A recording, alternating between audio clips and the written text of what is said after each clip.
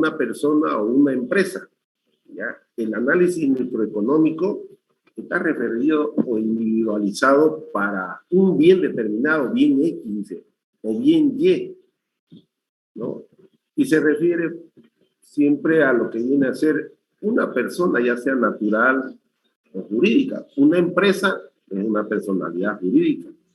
Y una empresa y una entidad natural se refiere a una persona, del individuo, dice. Entonces, esos son los análisis en el ámbito microeconómico. Pero en el ámbito macroeconómico nos referimos al comportamiento que se da, ¿no?, en un país. ¿Ya? Y, por ejemplo, estamos en la demanda agregada de todos los bienes, ¿no? Entonces, por eso es macro. ¿Ya?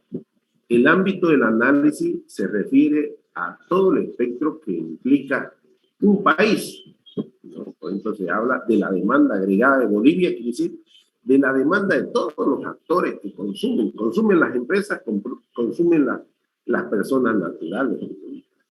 ¿Y qué consumen? Como es agregada, todos los bienes y servicios. Entonces, los bienes se lo puede clasificar en términos general en dos.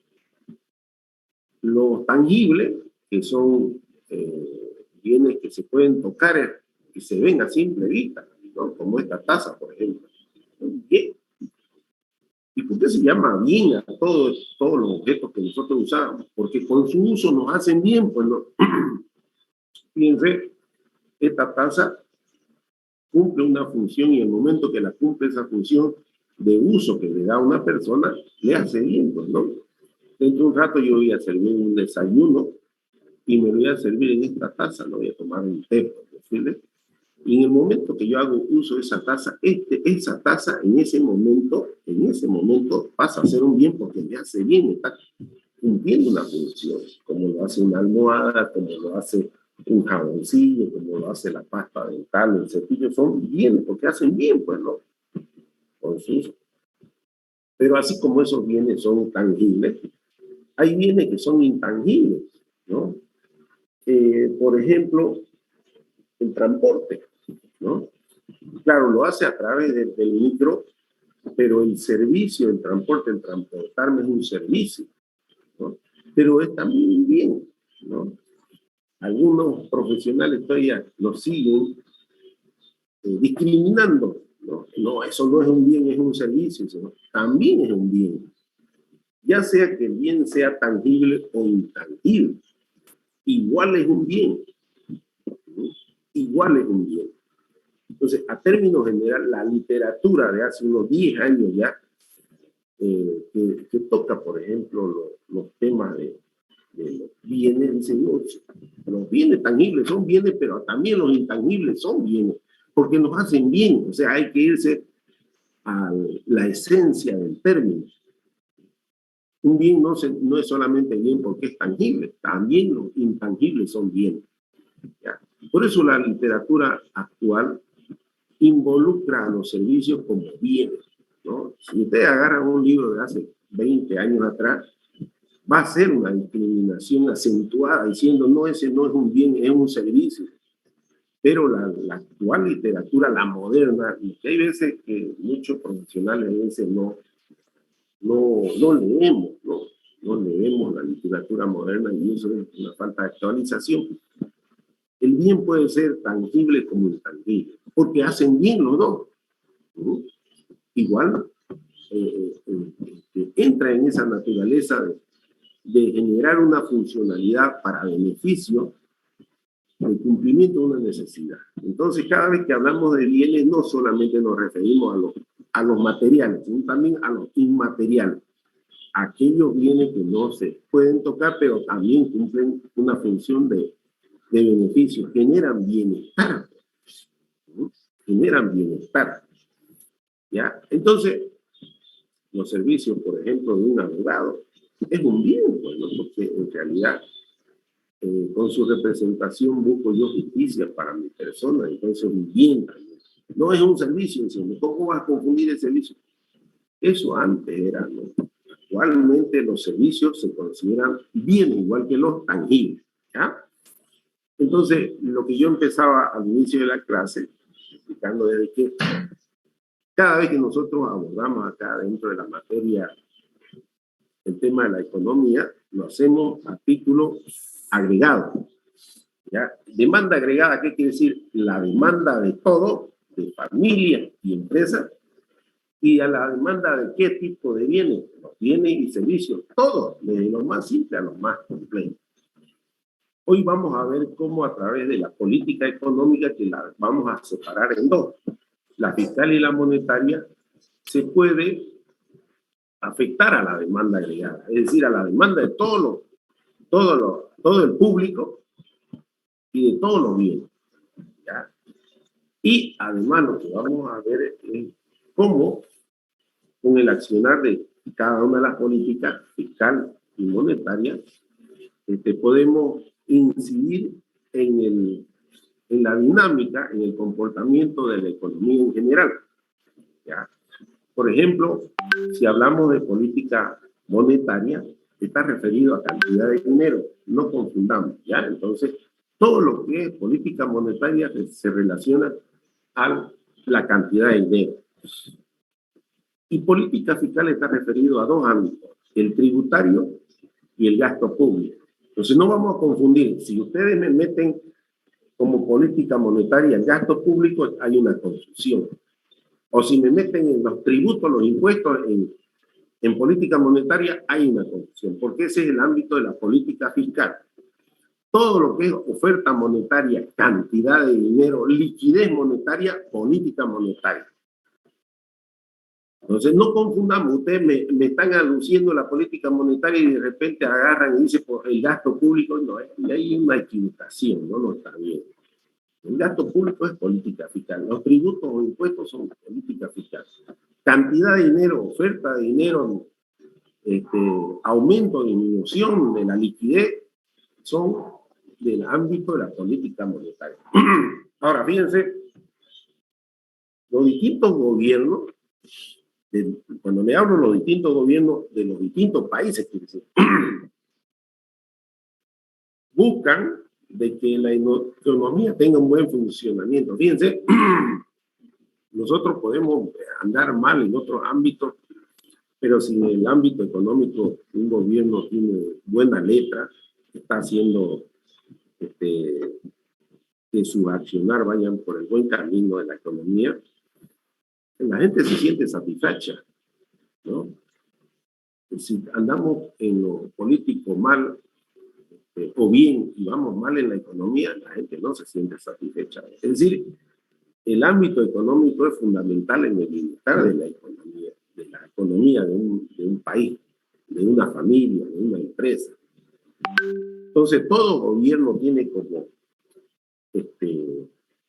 algo importante en su gestión, en su quehacer, la economía.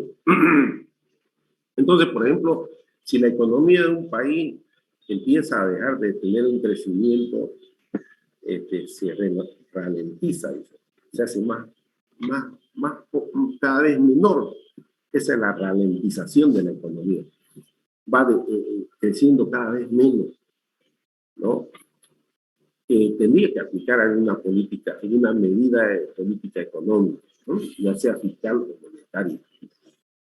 Si está teniendo un comportamiento desordenado, crece alto y después se reduce y todo eso, tendría que hacer una política económica para estabilizar eso, ¿no? Entonces, de cara a un bajo crecimiento, lo que hay que pretender es de que mejore el crecimiento. Entonces, cada vez que la economía se aparte del crecimiento sostenido en el tiempo a largo plazo, los gobiernos tendrían que manifestarse en la economía a través de una política, ¿ya? Y como lo que vamos a ver es, por ejemplo, si hay bajo crecimiento y se quiere aumentar el crecimiento, tendríamos que aumentar la demanda agregada, aumentar el consumo, y ya lo vamos a ver cómo se puede hacer. O si hay un aumento desmesurado, de crecimiento desordenado que puede llevar a una inflación, Entonces, el gobierno debería, a través de una política, tratar de estabilizar esa economía para que después, cuando venga una inflación, estos fenómenos que son negativos, lo peor es que afectan negativamente a aquellos sectores sociales que son más débiles, que tienen bajos ingresos. Entonces se afecta a la mayoría. En el caso de Bolivia, que somos más los pobres que los de clase media. ¿Sí? Entonces, vamos a ver cómo se afecta. Cada vez que se expande la demanda agregada, estamos buscando dinamizarla, es decir, tener un mayor crecimiento. Cada vez que se contrae la demanda agregada, lo que se busca es reducir el comportamiento de la economía. Les pido por favor que, ya les he dicho siempre, ni bien empecemos la clase, todos tienen que conectarse, no solamente a través del audio, sino fundamentalmente a través de las cámaras. Por favor, en este momento activen todas sus cámaras, ¿ya? Porque la mayoría está con la cámara apagada. Entonces, es como si yo estuviera dando la clase con la luz apagada. No lo estoy viendo yo, ¿no? Es como si yo llegara en la noche y empezara a dar las clases con la luz apagada. Pues yo necesito que ustedes activen su cámara para que nos vean que están presentes ahí, ¿no? Que no están mirando la televisión o están, como se dice, en otras cosas, ¿no? Entonces, jóvenes, tercera vez, les pido, activen su cámara, ¿ya? Voy a empezar a hacer la explicación de desarrollo de la materia, pero necesito que activen su cámara. Fíjense que si en este momento yo, a pesar de que ya le voy pidiendo varias veces, y hay alumnos que no me activan su cámara, ¿qué quiere decir? Que esos alumnos no están en otra cosa porque no están siguiendo la explicación. Entonces, después ustedes ven a estas personas, como por ejemplo a Morón Gutiérrez, que les va a preguntar cosas que yo ya les he explicado y dicen, no, si no dijo, ¿no? Entonces yo necesito de que, por ejemplo, Morón Gutiérrez, mire, pese a que me escuche, si estaría presente, él ya haya activado su cámara, pero no lo hace porque debe estar esta persona en otra cosa, ¿no? ¿Verdad? Entonces, yo voy a ir retirando a las personas que no activan su cámara, ¿no? Le vuelvo a reiterar, si yo tengo a estudiantes que no me activan su cámara, es como si yo estuviera explicando con la luz apagada en la noche, ¿no? Entonces, yo necesito que, y bien empecemos la clase, aquí ha empezado otro, por ejemplo, Amaya Trujillo, esta persona también, ¿no? O sea, no activa. Dicen, está prendido mi cámara. Pero no veo yo nada. A Amaya Trujillo, fíjense ustedes los otros compañeros. Ahora sí. Mire, recién. Dicen, ahora sí. ¿Ve? Que no tenía activada su cámara. Entonces yo tengo aquí Paxi, por ejemplo, ese no activa su cámara, no sé por qué. Después hay uno, Mari también, no activan su cámara porque parece que están en otra cosa, porque ya le he pedido más de 5 veces, ¿no? Paxi, por ejemplo, no activa su cámara, no, lo voy a eliminar, pues, ¿no? Porque es gente que no hace caso, pues, ¿no? Entonces, cada vez que yo empiece la clase, yo voy a tener que hacer una limpieza, pues, ¿no? De la gente que no quiere. Los tinianos, por ejemplo, ¿eh? No hacen caso, ¿no? Entonces, bien jóvenes. Entonces, el tema de hoy es cómo a través de la política fiscal y monetaria podemos incidir en el andar de la economía, aumentando o disminuyendo la demanda agregada. Entonces, ya les decía, les voy a empezar a compartir el tema de hoy día, cómo a través de la política económica, ya sea esta fiscal o monetaria, nosotros podemos incidir en la economía, aumentando su crecimiento o disminuyendo su crecimiento, ¿no? Ya les decía que uno de los objetivos fundamentales que buscan los diferentes gobiernos de los países es de que la economía tenga un crecimiento sostenido a largo plazo, ¿ya?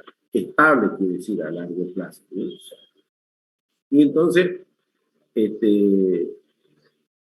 malo es de que crezca poco, pero también malo es que crezca desordenadamente, ¿no? Tenga crecimientos altos y que pueden llevarlo descontrolado a una inflación, ¿no? Entonces, para ello lo que busca es, a través de la política fiscal y monetaria, alcanzar ese objetivo de un mayor crecimiento en el tiempo con estabilidad, ¿ya? Entonces, la política monetaria se relaciona con cantidad de dinero. La política fiscal está relacionada con los impuestos. Por ejemplo, vamos a suponer una política fiscal restrictiva. ¿Qué quiere decir? Que va a hacer disminuir la demanda agregada. ¿Y cómo podemos aplicar una política fiscal restrictiva? Con dos: aumento del impuesto o reducción del gasto público, ¿ya? Una política fiscal restrictiva es aumento de los impuestos o reducción del gasto público. ¿Qué pasa si yo aumento los impuestos? Cuando yo aumento los impuestos, estoy disminuyendo el ingreso de empresas y de familias. Mayor impuesto aplico a las empresas y a los trabajadores, entonces yo voy a estar reduciendo su nivel de ingreso y consiguientemente reduciendo su nivel de consumo. Cuando yo reduzco el consumo a través de los impuestos, afecto la demanda de bienes, porque tengo menos consumo, ¿no? Esto va a hacer de que la demanda de bienes se vaya hacia abajo. De la demanda inicial antes de los impuestos, de aumentar los impuestos, lo tenía la demanda de bienes sub cero. Con un aumento de los impuestos disminuye el consumo y la demanda de bienes se viene hacia abajo. Y entonces ya tengo otro nivel de equilibrio. Antes era ahora ya tengo ¿no? Entonces Y sub 1 ahí. Cuando yo he hecho la curva IS impacta sobre la curva IS, que son equilibrios de bienes, ¿ya? Y la curva IS se desplaza hacia abajo. A ese nuevo nivel de ingreso, fíjense aquí, Y sub 1, aquí sería, tengo un nuevo nivel de tipo de interés, ¿ya? Y entonces, ¿qué es lo que va a pasar? La curva de demanda de ser la demanda agregada 0, se va a ir a la demanda 1. Entonces, eso va a determinar, desde luego, como han visto, una contracción de la producción, ¿ya? De Y sub 0 a Y sub 1. Estamos viendo ahí. Entonces, esa demanda sería una demanda restrictiva, ¿ya? Sería una demanda restrictiva. En el caso de una política monetaria expansiva, permítame un momentito, ¿ya?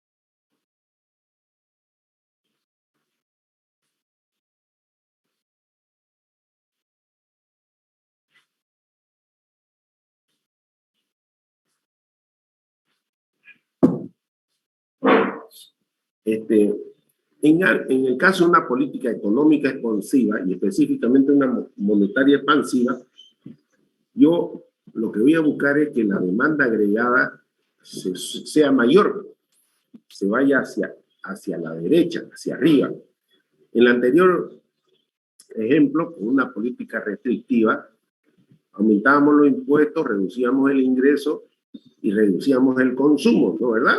La demanda de bienes se iba hacia abajo y esto repercutía sobre la curva IS contrayéndolo. Y consiguientemente la demanda agregada era menor, se contraía, ¿no? Esa es una política contractiva. Una política expansiva hace que la demanda se expanda, sea mayor. En el caso de que si es monetaria, se va a aumentar la cantidad de dinero. Por ejemplo, un aumento de la base monetaria, ¿qué es lo que va a hacer? Va a aumentar la cantidad de dinero. Por ejemplo, un aumento de la base monetaria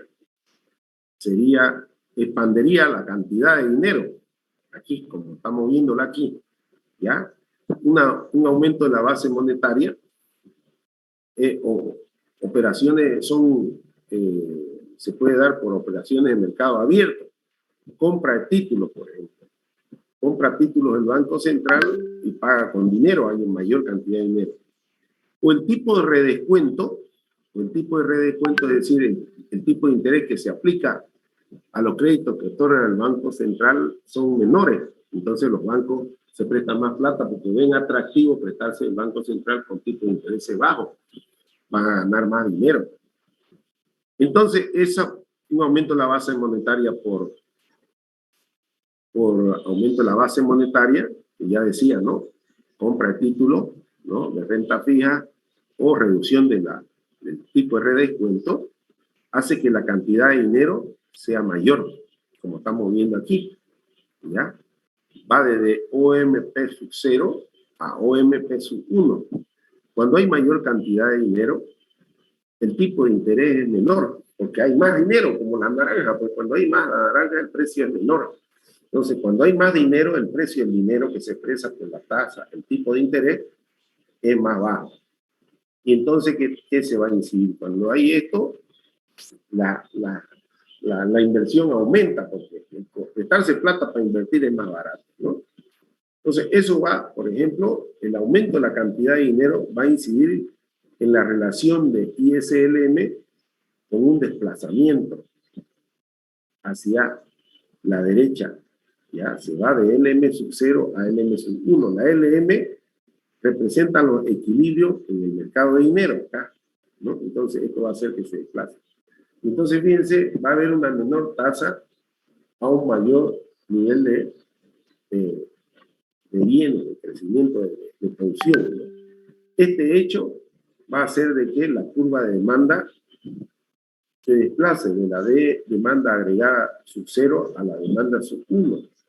Y entonces, ¿dónde vemos de que hay mayor crecimiento? Aquí, de Y sub 0 a Y sub 1, ¿no? Que lo estamos viendo también ese efecto en la relación ISLM. Entonces, fíjense, en resumen, esto es muy importante. Si la economía está creciendo a un ritmo elevado, con riesgo que se venga la inflación, ¿no? En esa situación, el gobierno está en la obligación de estabilizar la economía. Hay un crecimiento excesivo, va a haber una mayor demanda, entonces los precios van a aumentar porque la gente va a querer comprar porque tiene alta plata. Entonces puede aplicar políticas fiscales o monetarias, y a eso lo va a definir el Ministerio de Economía y Finanzas Públicas. En este caso, para estabilizar la economía puede aumentar los impuestos, como diríamos anteriormente, ¿no? Estas son políticas restrictivas. En este caso, aumento de los impuestos es una política fiscal. Reducción del gasto público es política fiscal también. ¿Ya? Y si quiere aplicar una política monetaria, reducción de la base monetaria. Es decir, tendría que hacer operaciones en mercado abierto. ¿Cómo retira dinero a través de una política monetaria? En operaciones en mercado abierto, tendría que vender títulos valores. Vende papel y retira dinero, ¿verdad? Porque está vendiendo. La gente, las empresas, los bancos, le va a comprar con dinero. ¿Qué va a comprar? Papel. Entonces habrá menos dinero. O si no, aumenta el tipo de interés que aplica a los créditos que da a la banca comercial. Aumenta el tipo de redescuento. ¿Ya?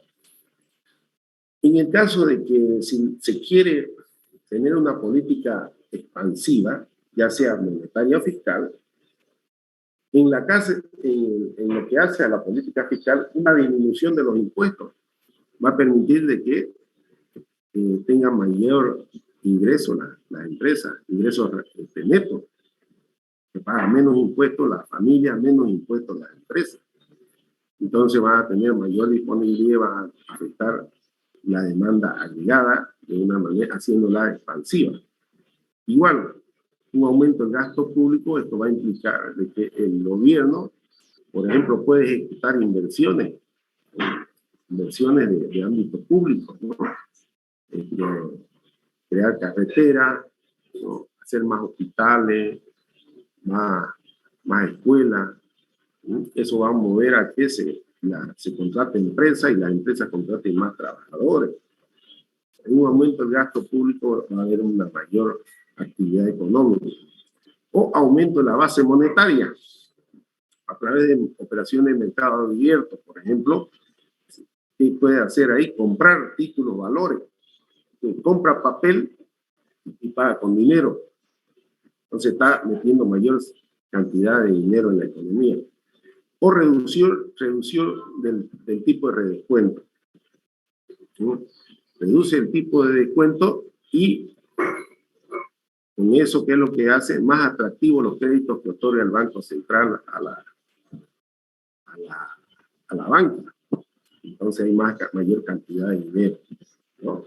Entonces, cada vez que hay la aplicación de una política expansiva, lo que se busca es incidir con una mayor demanda agregada. Cada vez que se aplica una política restrictiva, lo que se quiere hacer es que la demanda agregada sea menor.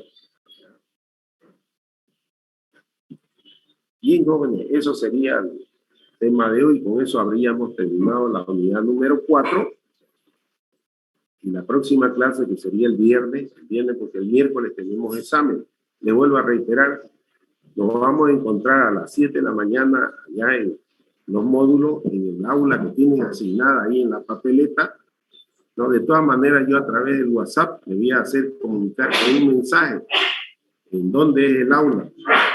Hoy día en la mañana yo estoy yendo a confirmar el aula donde vamos a tener el examen. ¿Ya? Ese día tienen que llevar barbijo, no se olvide, tienen que llevar barbijo. Lleven calculadora, un cuadernillo, tamaño carta, ¿ya? En hojas de cuadernillo de tamaño carta. ¿Listo? Bien, jóvenes, entonces, el día miércoles nos vemos a las 7 de la mañana en el aula que vamos a confirmar a través del WhatsApp, ¿ya? ¿Hay alguna consulta, jóvenes? Dicen, el examen es el tema 1, 2 y 3. Exactamente. 1, 2 y 3. La introducción, mercado de bienes y mercado de dinero. Esos 3. ¿Ya? El temario que hemos ido avanzando está en la plataforma, pero también lo pueden adquirir el texto ahí en la fotocopiadora Ruth. ¿Ya? No van a hacer más de 5 preguntas. ¿Ya? Entonces tienen que practicar básicamente los ejercicios que les he mandado para que hagan el práctico. ¿Ya? ¿Otra pregunta? Bien, entonces, jóvenes, nos vemos el día miércoles allá en el aula de los módulos, ¿ya? Tengan ustedes buen día. Hasta luego. Hasta luego, Lisa. Hasta luego, Licen. Chao, compañeros.